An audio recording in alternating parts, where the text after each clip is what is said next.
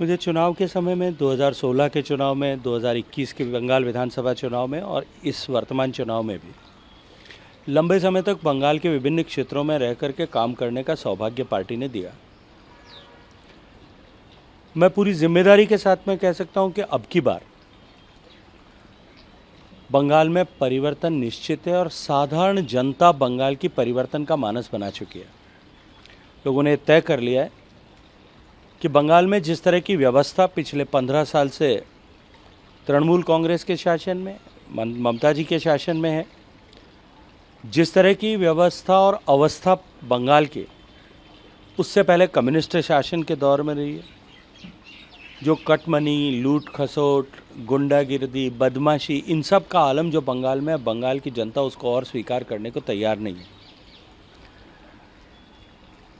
कल तक जिस तरह से प्रचार हो रहा था, अब इंतजार है कि कल का मतदान भी पहले दौर के मतदान के अनुरूप ही जनता परिवर्तन के लिए मतदान करेगी और उसी संख्या और अनुपात में मतदान करेगी। पहले चरण का मतदान जब संपन्न हुआ, उसके साथ बाद में स्थिति एकदम स्पष्ट हो गई है। बंगाल की जनता ने अपना मैंडेट मतदान के प्रतिशत के माध्यम से दे दिया है और जिस ट्रांसपेरेंसी के साथ में चुनाव सुनिश्चित चुनाव आयोग ने कराया है, मैं मानता हूं कि पहली बार बंगाल के लोगों की दिल की आवाज़ जो है वो मतदान की पेटियों से बाहर निकलेगी। सर, चूँकि 142 सीटों पर मतदान होना बाकी है, 29 तारीख को होगा, क्या उम्मीद करें? जो मतदान का प्रतिशत 93% से अबव रहा था पहले दौर में, दूसरे दौर में भी वही स्थिति रहेगी? निश्चित रूप से वही रहेगा। जैसा मैंने कहा कि बंगाल की जनता अपना मानस व्यक्त कर चुकी है। देखिए, राजनीतिक क्षेत्र में किसी भी धरातल के आकलन के लिए कुछ प्रतिशत जो है वो ही बहुत होता है। जिस तरह से चावल जब पकते हैं, एक चावल का दाना निकाल करके माँ या बहन खाना बनाती है, वो दबा करके देख लेती है और वो जान जाती है कि चावल पक गया है। पिछले चरण में जिन सीटों पर चुनाव हुआ, 152 सीटों पे, वहाँ बंगाल की जनता ने अपने आप को व्यक्त कर दिया है। क्योंकि बंगाल एक बड़ी चुनौती है बीजेपी के लिए। चुनौती थी, अब नहीं है। मान के चले कि सरकार निश्चित रूप से मान के चलिए, प्रचंड बहुमत के साथ भारतीय जनता पार्टी की सरकार बनने वाली है। लेकिन कांग्रेस के नेता, टीएमसी के नेता, अभी हाल ही में अशोक गहलोत जी का भी बयान आया, उन्होंने सीधे तौर पे चुनाव आयोग पर ही सवाल खड़े कर दिए। एसआईआर को लेकर उन्होंने कहा कि जितने लाखों लोगों के नाम हटाए गए, कई वेद पाए गए, लेकिन उसके बाद भी कुछ नहीं हुआ। चुनाव आयोग पर, जो कि एक संवैधानिक संस्था है, उसको कटघरे में खड़ा करना, किस तरह देखते हैं? देखिए, हर पराजय के बाद कांग्रेस पार्टी ने और विपक्ष के लोगों ने, इस इंडिया अलायंस के लोगों ने कहीं न कहीं अपने हार का ठीकरा किसी न किसी पर फोड़ने की हमेशा प्रयास किया है। कभी ईवीएम पर होता है, कभी व्यवस्थाओं को लेकर के होता है, अब की बार चुनाव आयोग पर है। अगली बार क्या होगा, अब मुझे लगता है इसकी तैयारी करना शुरू कर देना चाहिए। सर, आप चूँकि राजस्थान से जाते हैं, अशोक गहलोत जी के बयान तो लगातार आ रहे हैं, लेकिन उस बयानों में सचिन पायलट का जिक्र है, खासतौर पे मानेसर की जो तथाकथित घटना है उसको लेकर जिक्र है, या वो कांग्रेस में ही है, ये बताने की कोशिश अशोक गहलोत के बयानों से होती है। किस तरह देखते हैं कि या कांग्रेस के अंदर की अंदरूनी राजनीति है कुछ और आपकी नज़रों में, क्योंकि आपका गृह जिला और अशोक गहलोत का गृह जिला सेम है? जो देखिए, अशोक गहलोत साहब अपने नेतृत्व को और कांग्रेस पार्टी को कभी ये भुलाना नहीं चाहते कि मानेसर में जो कुछ घटना हुई थी। लेकिन मैंने उस घटना के समय में भी कहा था और आज फिर कहता हूँ, उस घटना के रचनाकार, उस कहानी के रचयिता, उस पूरे ड्रामा के डायरेक्टर और उस ड्रामा का पटाक्षेप करने वाले सब गहलोत साहब खुद थे। सचिन पायलट तो मात्र वहाँ एक मोहरा थे। अभी भी उस मोहरे को किस तरह से अपने राजनीतिक वनवास को समाप्त करने के लिए उपयोग किया जाए, इसलिए अशोक गहलोत साहब इस तरह की बयानबाजी करते रहें, आगे भी करते रहेंगे। शेखावत साहब, आप पर्यटन मंत्री भी हैं। राजस्थान में पर्यटन की असीम संभावना है। देश में यदि बात की जाए तो ये जो हालात अभी, जो युद्ध चल रहा है यूएस और अपने ईरान इजराइल के बीच में, कितना प्रभाव देश में जो टूरिज़्म सेक्टर है उस पर पड़ेगा? देखिए, निश्चित रूप से किसी भी तरह का संकट, चुनौती, चाहे वो प्राकृतिक आपदा हो, चाहे वो युद्ध हो, किसी तरह की विभीषिका हो, किसी तरह का आर्थिक संकट हो, पहला दुष्प्रभाव, पहली कैजुअलिटी जो है वो पर्यटन के क्षेत्र की होती है। तो निश्चित रूप से जिस तरह की चुनौती विश्व के सामने खड़ी है, इस युद्ध के संकट का पर्यटन पर, वैश्विक पर्यटन पर, केवल भारत पर नहीं, वैश्विक पर्यटन पर उसका प्रभाव पड़ेगा। लेकिन भारत में क्योंकि विदेशी पर्यटन, विदेश से आने वाले सैलानी और भारत का देशी सैलानी, डोमेस्टिक टूरिस्ट, इन दोनों का अनुपात में बहुत अंतर है। पूरी दुनिया का परिप्रेक्ष्य में देखें, जो टूरिज़्म इकोनॉमीज़ हैं, वहाँ चाहे थाईलैंड की बात करें, चाहे सिंगापुर की बात करें, चाहे दुबई की बात करें, इन सारे देशों में डोमेस्टिक ट्रैवल पोटेंशियल बिल्कुल नहीं है। लेकिन भारत में जहाँ पिछले वर्ष में 2 करोड़ विदेशी सैलानी आए थे, वहीं 294 करोड़ देशी ट्रैवल जो है टोटल रजिस्टर हुई थी। ऐसी परिस्थिति में भारत ऐसे सौभाग्यशाली देशों में होगा जिस पर इसका न्यूनतम प्रभाव पड़ेगा। इंटरनेशनल टूरिस्ट नो डाउट कम आएगा। जिस तरह के युद्ध के हालातों के अदर वे इम्पैक्ट जो होंगे, उसके कारण से शायद कुछ कमी हमारे यहाँ भी होगी।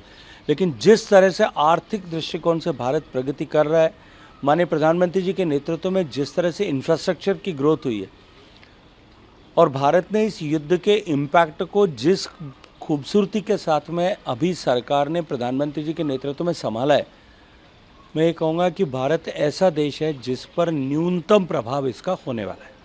सर, दूसरा मेरा सवाल था, आप ही का पांडुलिपियों का डिजिटलाइजेशन कहाँ तक पहुँचा ये काम, कितने फायदेमंद होगा? देखिए, माननीय प्रधानमंत्री जी की प्रेरणा से एक बहुत महत्वपूर्ण और अत्यंत प्रभावकारी मिशन, मैन्युस्क्रिप्ट मिशन, ज्ञान भारतम मिशन के नाम से लिया गया। इससे पहले भी इस दिशा में प्रयास हुए, माननीय अटल जी की सरकार के समय में भी प्रयास हुए, लेकिन प्रयास हॉलिस्टिक नहीं होने के कारण से वो सिरे नहीं चढ़ पाए। माननीय प्रधानमंत्री जी की प्रेरणा थी कि केवल डिजिटाइजेशन का अर्थ केवल उसका डिजिटल रिकॉर्ड बना करके रखना मात्र नहीं है कि उसको हमने जेरोक्स कर लिया, उसका फ़ोटो खींच लिया और उसको अपलोड कर दिया, केवल इतना नहीं। डिजिटाइजेशन का अर्थ है कि उस मैन्युस्क्रिप्ट, चाहे वो किसी भी भाषा में हो, किसी भी विषय पे हो, किसी भी लिपि में लिखी गई हो, किसी भी क्षेत्र से मिली हो, उस सब को जो है डिजिटाइज करना, उसको कंप्यूटर रीडेबल फॉर्मेट में लाना, ताकि एआई के आधा माध्यम से उसका दूसरी भाषाओं में ट्रांसलेट किया जा सके, उसका ट्रांसलिट्रेशन हो सके। उसके लिए हमने व्यापक तैयारी की। पिछले लगभग 1 साल के कालखंड में हमने देश दुनिया के सारे विशेषज्ञों के साथ में सामूहिक रूप से अलग अलग बैठ करके, चुनौती दे करके, एक कंपटीशन जनरेट करके उन सब के साथ में हमने बातचीत की। हमने इस तरह के प्रयास को टेक्नोलॉजी के साथ किस तरह से जोड़ा जा सकता है, उस दिशा में काम किया। आज हमने अपना जो एआई मॉडल डेवलप किया है, अभी जब एआई समिट हुई, ग्लोबल एआई समिट दिल्ली के भारत मंडपम में आयोजित हुई,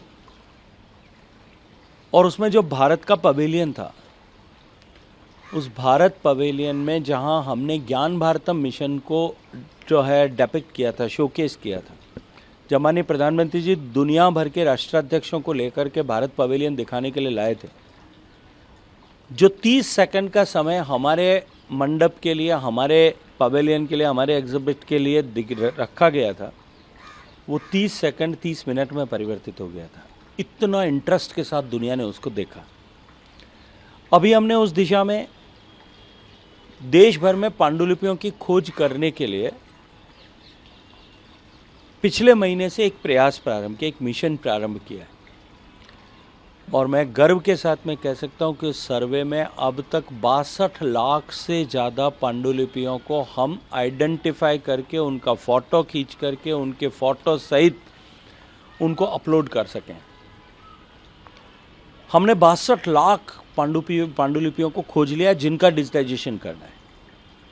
लगभग 15 लाख विभिन्न संस्थाओं ने जो डिजिटाइज की है, उनमें से कुछ को एआई रीडेबल फॉर्मेट में लाया गया है, उन सब को हमने एक पोर्टल बना करके उसके ऊपर प्रदर्शित कर दिया।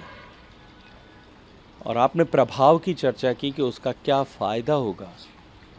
मैं आपको जिम्मेदारी के साथ में एक बात कहता हूँ, मैन्युस्क्रिप्ट्स मिशन में जो अथाह ज्ञान का भंडार छुपा हुआ है, हमारे पूर्वज, हमारे ऋषि, हमारे मनीषी कितना सारे विषयों में कितना गहन ज्ञान और अध्ययन रखते थे,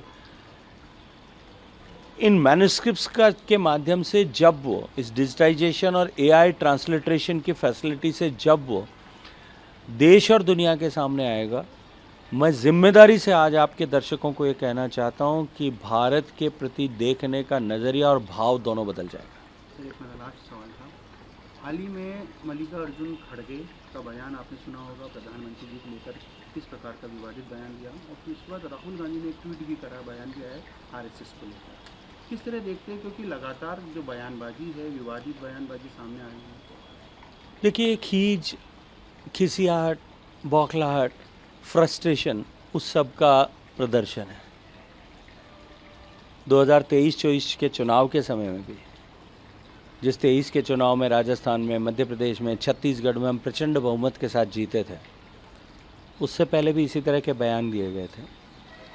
हिंदुत्व को लेकर के, संघ को लेकर के, भारत की संस्कृति को लेकर के जिस तरह के अपमानजनक शब्दों में उन्होंने बयानबाजी की थी, मुझे लगता है देश ने उसका ठीक से जवाब उनका पहले भी दिया है। देखिए, भारत के वर्तमान कालखंड में मतदाता के मन मस्तिष्क पर इस तरह के बयानों का अंकन निश्चित रूप से होता है। मतदाता परिपक्व हुआ है, वो चुप रहता है, लेकिन समय आने पर सही जवाब वोट की चोट से देता है। अब की बार देखिए, इसका प्रभाव भी आपको मिल जाएगा।